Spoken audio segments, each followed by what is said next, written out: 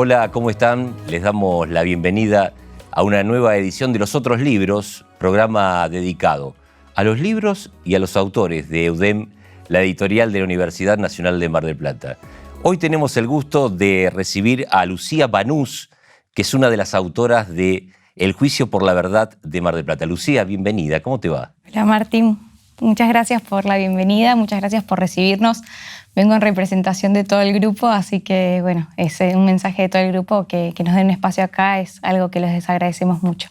¿Y cómo comenzó la idea de escribir este libro? ¿Cómo eligieron el tema, El Juicio por la Verdad, que se hizo en Mar del Plata? Bueno, primero que todo quiero como introducir, nosotros, digamos, el grupo somos somos un grupo de investigación dentro de la universidad. El grupo se llama Convención Americana de Derechos Humanos y está dirigido por Juan Carlos Blasic, que, digamos, ya viene hace tiempo y fue dirigiendo diferentes proyectos de investigación. Este fue un proyecto que nos llevó entre el año 2014 y 2017, 4 años. Fueron 2 proyectos, uno analizando el juicio por la verdad y otro analizando ya los primeros juicios donde, digamos, que se llaman, digamos, delitos de lesa humanidad que tuvo la Argentina, que después una parte de ese proyecto también está incorporada en este libro. Y bueno, primero por ahí vale la pena aclarar, fue un proyecto de 4 años porque son grupos de investigación a pulmón, ¿no? Como los que se dice nosotros, digamos, quienes pertenecemos al grupo o trabajamos en el Poder Judicial o trabajamos en algún estudio jurídico o en la docencia, y la investigación es como algo ya, qué decir, por afición que hacemos, pero no es por ahí, hay en otras carreras de la universidad que los grupos de investigación son como cosas a los que uno se dedica con becas y todo. Entonces por ahí un proyecto lleva mucho tiempo y no es tan extenso, pero bueno, ha llevado todo ese tiempo. ¿Trabajaron con los expedientes? ¿Hicieron entrevistas? Sí. Hubo varias partes, yo justo a las entrevistas no me dediqué tanto, yo me dediqué más a la compulsa del expediente, o sea, el juicio por la verdad fue todo un proceso que duró muchos años, digamos, en cada jurisdicción del país hubo uno en particular y hay algunos que tuvieron mucho cúmulo, como el de La Plata, y Mar del Plata también era una ciudad importante porque realmente acá hubo muchas personas desaparecidas, muchas personas víctimas durante la dictadura militar. Entonces hicimos como un análisis porque también con eso, como lo que se analizó es las modalidades de trabajar, no todas las cámaras que trabajaron en esto y tuvieron las mismas metodologías. Y acá un poco lo que analizamos es esto, como los criterios del tribunal después sirvieron para ir desmechando en diferentes causas que después se fueron abriendo con eso. Lucía, surge la idea y la iniciativa se empieza a concretar una vez que se sancionan el indulto y la finalización de todo juicio, ¿no? A aquellos que estuvieron implicados en la dictadura militar. ¿A quién se le ocurre la primera idea acerca de esto?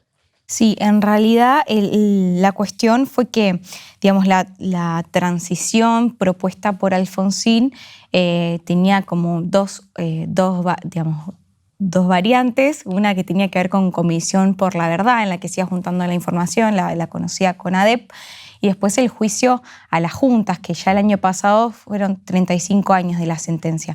Pero bueno, eso como que dio el punto final, como vos bien decís. Entonces a partir de ahí había un límite para seguir investigando. Entonces acá tuvo un lugar muy importante. Eso era el punto final. Claro. Fue todo un proceso en el que tuvo un rol muy importante la jurisprudencia de la Corte Interamericana de Derechos Humanos, mejor dicho, la Comisión, en esto de empezar a instalar lo que es el derecho por la verdad.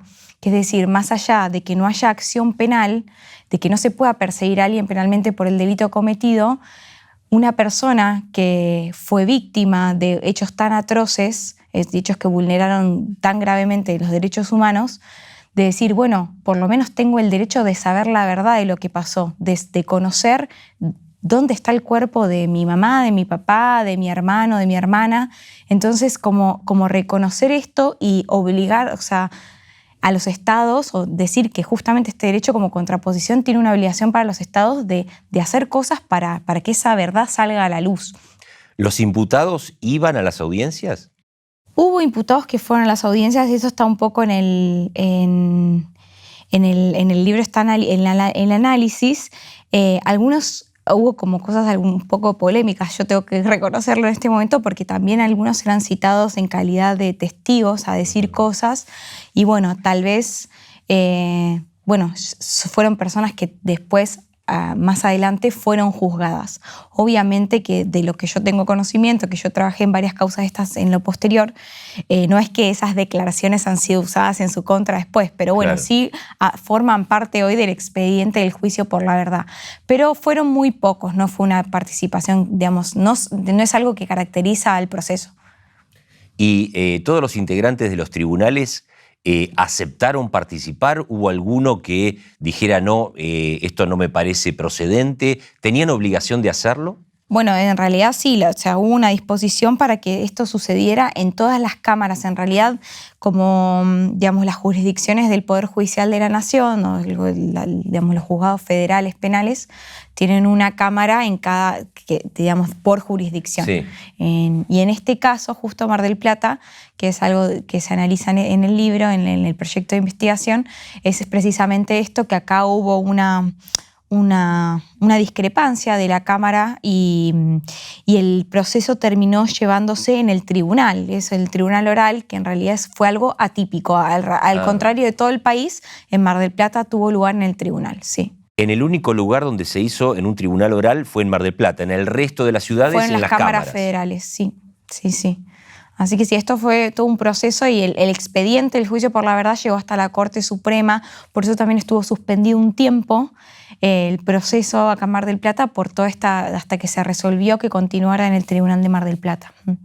Y se retomaron investigaciones que por ahí habían quedado pendientes en la década anterior, o se empezó cada una de las investigaciones de cero, cada uno de los procesos desde el punto inicial. Claro, en realidad en sí el juicio por la verdad fue un proceso diferente, porque justamente los fines tenían que ver con reunir información, esclarecer verdad. Como era mucho de recibir información, no solo se recibieron testimonios, sino que también mucha documentación. Por ahí había familiares que habían ido recabando cosas durante mucho tiempo y todo eso se aportó al expediente.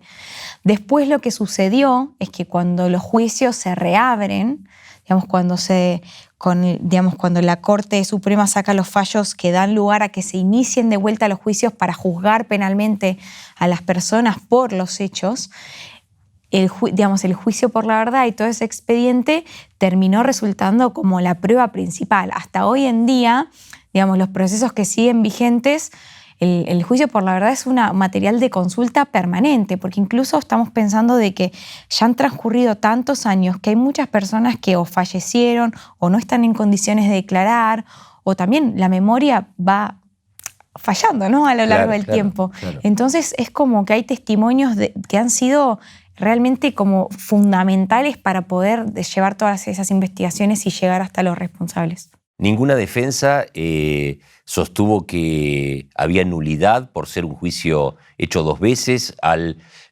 utilizar esos elementos del juicio por la verdad, luego cuando se lo juzgó. Creo igual que para poder responder esta pregunta necesitaríamos una materia completa. Realmente hay muchísimos planteos de diversos tipos, pero de nulidades de muchas, sí. Hay muchas cosas y bueno, una cosa son... Y también, bueno, hay muchas posiciones doctrinarias, pero bueno, también está, digamos, la postura de la Corte, que hoy lo que toma son los lineamientos sobre todo de la Corte Interamericana de Derechos Humanos y las obligaciones que tienen los estados respecto a violaciones a derechos humanos que son tan graves y que hay obligación de investigarlas y que son delitos que son imprescriptibles. Así está definido, digamos, ese es el criterio que hoy sigue primando. Lucía, ahora vamos a volver a hablar del libro, pero me gustaría preguntarte, en su momento, cuando lo decidiste, ¿por qué elegiste el derecho? ¿Por qué decidiste ser abogada? Uy, qué pregunta. O sea, si se hago un sincericidio total, tengo que decir que fui un poquito influenciada por mi padre. Pero yo como que creo que siempre tuve este sentido de buscar un mundo mejor o como querer hacer algo respecto de las cosas que sentía que no estaban buenas del mundo.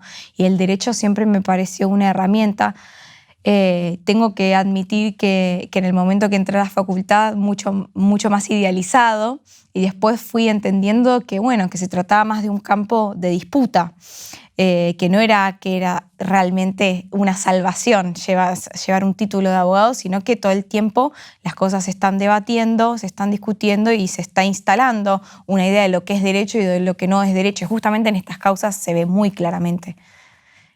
Bueno, nos debe pasar, me parece, en todas las profesiones esto de tener una idealización y luego encontrarnos con la realidad.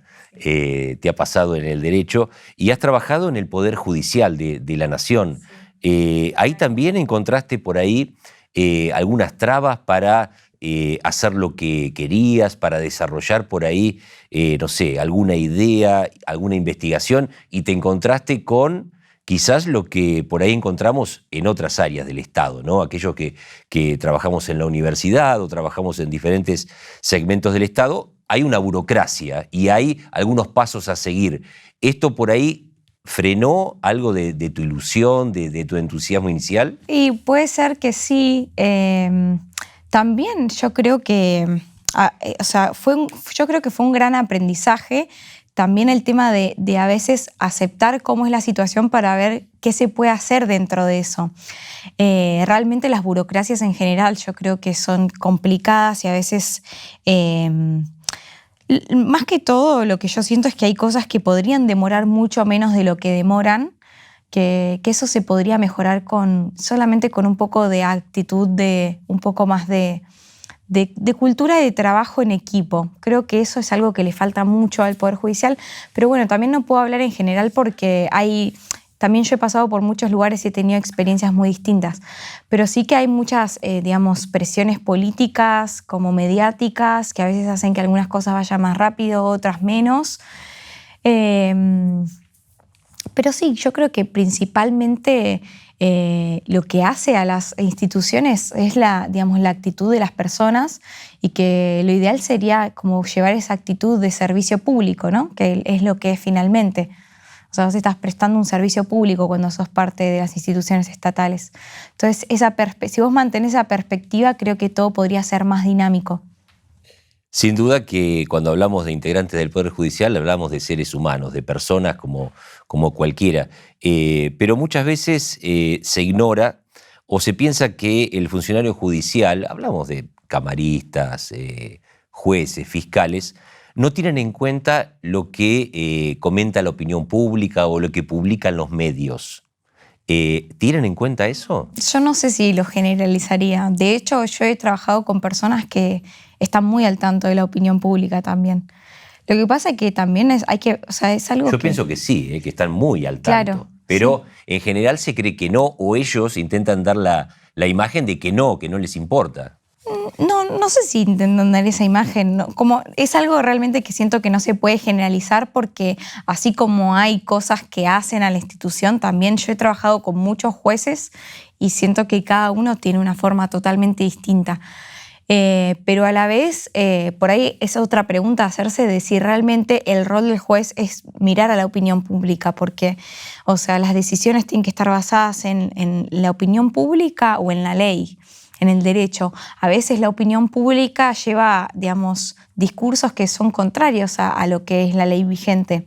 Entonces, esto como que es un debate interesante, y que también en cada cuestión y planteo me parece que se dan de cosas distintas para debatirlo, ¿no? Como que no es algo generalizable. ¿Es una excusa, es peyorativo cuando se dice hay dos bibliotecas en el derecho? ¿Es posible eso? ¿Que haya dos interpretaciones de algo que por ahí es muy taxativo? Yo diría que si alguien dice que hay dos, se queda corto o corta. Diría que hay tantas como personas hay, ¿no? Y sí, en parte hay un derecho vigente, pero a la vez, bueno, por algo existen abogadas y abogados, ¿no? Porque se trabaja estratégicamente con lo que hay para decir lo que se quiere decir. Y bueno, por eso yo planteé esto del terreno de disputa. No hay nada que sea tan blanco ni negro. Por eso a veces me causa un poco hasta de gracia cuando hay personas que piensan en estas posibilidades de resolver procesos judiciales a través de, qué sé yo, no sé si se dice algoritmos, como Claro, si alguna claro, máquina claro. pudiera resolver el conflicto. Y bueno, por ahí se evitarían algunas imparcialidades, pero como que me parece que hay tanto por decir que no es como esa matemática, no la vi nunca, con ningún Claro. caso. Y después está también la destreza, la capacidad de quien acusa por un lado y de quien defiende por el otro. Totalmente, sí, sí. Más en los procesos acusatorios, que es, bueno, lo que hoy ya está instalado en los procesos penales y en los que el juez tiene un rol muy reducido, digamos, en que se tiene que basar en lo que se presenta en el juicio. Por eso también son otras verdades, ¿no? Como la verdad es muy relativa y la verdad en los hechos, en los medios y en las calles puede ser una, pero después cuando vas al expediente, a mí me ha pasado al revés, ¿no? Como a veces, viste, uno se sube al reclamo, pero después decís, y decís, no, ¿cómo puede ser que este juez resolvió así? Y no es por defender a nadie, ¿no? Pero después uno va al expediente y después se dice, bueno, pero en realidad todo esto que están diciendo no está acá. O sea, o lo hubiesen traído al juicio o no deberían estar diciendo eso en la calle, ¿no? Como también pasa eso, como hay de todo, como cada caso es un mundo. Volvemos al tema de investigación del libro, a lo que ustedes han plasmado en el Juicio por la Verdad de Mar del Plata, un libro de EUDEM. ¿Había antecedentes de juicios similares en el mundo? No, o sea, un poco también por eso es interesante la investigación y en su momento Juan Carlos Blasic decidió hacerla por este motivo. Digamos, procesos de transición y de justicia transicional que se llama, ha habido muchos, porque, bueno, creo que muchos estados en el mundo han sufrido de dictaduras militares y nada, de crímenes atroces durante dictaduras, sobre todo en el Plan Cóndor en Latinoamérica, es algo que ha sido medio en simultáneo, digamos, concatenadamente en muchos estados, y cada estado ha resuelto estas cosas de maneras distintas. Algunos directamente han indultado y hecho como que no pasó nada y adelante, otros han buscado procesos de transición. Bueno, mismo ahora estamos viendo qué hace Colombia con toda esta acuerdos de paz que está teniendo con las FARC, y cada lugar va haciendo transiciones distintas. Entonces, por ejemplo, las comisiones por la verdad, algo parecido a la CONADEP, fue algo que fue muy fuerte en Sudáfrica. Pero esto de los juicios por la verdad, como la forma que se dio en Argentina, no tuvieron lugar en otro lugar de esta modalidad. Entonces es muy interesante.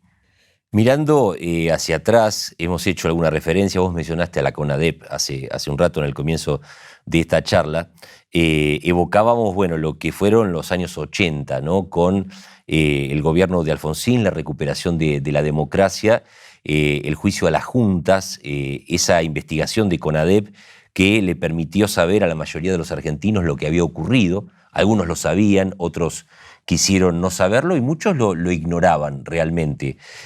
¿Considerás que fue histórico lo que se hizo en esos momentos? También hay mucha crítica, ¿no?, por esas leyes que mencionamos de punto final, de obediencia debida, en el mismo gobierno. ¿Pero crees que fue histórico lo que se hizo en la primera parte de ese gobierno? Sí, yo creo que sí, totalmente sí, y me resulta por ahí como que sería algo no prudente, como juzgar a alguien desde sentada en un sillón a tantos años que pasaron, porque sin dudas, digamos, solamente de lo que yo pude estudiar, la presión fue muy fuerte y los levantamientos militares estuvieron. Y creo que fue un montón, o sea, para ese momento fue un montón. Después se puede mirar desde afuera y decir, bueno, pero también, por eso también todo esto fue todo un proceso y uno dice, bueno, yo me quedo con algo que dijo Kirchner y que también he escuchado a algunos funcionarios dentro del Poder Judicial cuando me ha tocado trabajar en estas causas y me tocaba recibirle el testimonio a algunos testigos o testigos y que les pedían disculpas de que el Estado hubiese tardado tanto. Porque, digamos, por un lado digo, bueno, no sé cuánto más se podía haber hecho en ese momento, pero por otro lado, la responsabilidad del Estado de haber tardado tanto a llegar a esas instancias es real. Y hay causas que todavía siguen abiertas y yo digo, ¿cuánto más va a tardar esto? Como ya pasó demasiado tiempo. ¿Cómo hacías para que algunos testimonios o algunas historias no te afectaran o no te impactaran? Ay, bueno, eso es difícil. Sí, le puedo contar como algunas cosas personales que a mí me han ayudado mucho, que yo desde que empecé a estudiar igual, como que medito y hago técnicas de respiración y creo que no sé si hubiese podido trabajar tantos años en esto con salud si no hubiese tenido eso, porque me ha pasado de volver a casa, o sea, los días que recibís los testimonios, que escuchas a una persona cómo fue torturada con lujo de detalles, cómo estuvo en cautiverio por tanto tiempo, las cosas que le dijeron, que le hicieron, y después llegas a tu casa a la tarde y ya es como, algunos días sentís que no sabes cómo repuntar el día. Como para mí siempre eso fue como algo que me hizo poder decir, bueno, esto sucedió, aparte es mi trabajo, pero también, bueno, como en parte ya no pasa más, como que hay algo que ya, viste, como poder dejarlo ir. Pero me ha pasado por mucho tiempo de como ir manejando por la base naval y cada vez que pasaba como que todas esas historias se me vienen, viste. Sí, me ha pasado eso. ¿Cómo hicieron para escribir el libro? Uno siempre se pregunta cuando hay más de un autor, ¿cómo se organiza ese trabajo? Mira, es interesante porque hay algo que es muy valioso. Por ahí puedo aprovechar ahora para nombrar a todas las autoras y autores porque no lo hice. Y en este libro escribió Juan Carlos Blasic, que es el director, Federico Adler, que también es abogado y es funcionario acá en el Poder Judicial de la Nación de Mar del Plata, Victoria Escarcela Racio, que también es abogada, Ana Paula Rodríguez y Alejandra Carvacci. Bueno, en realidad somos todos abogados y abogadas. Ana Paula también trabaja en el Juzgado Federal 3, ahora de Mar del Plata, y Alejandra trabaja en la profesión independientemente.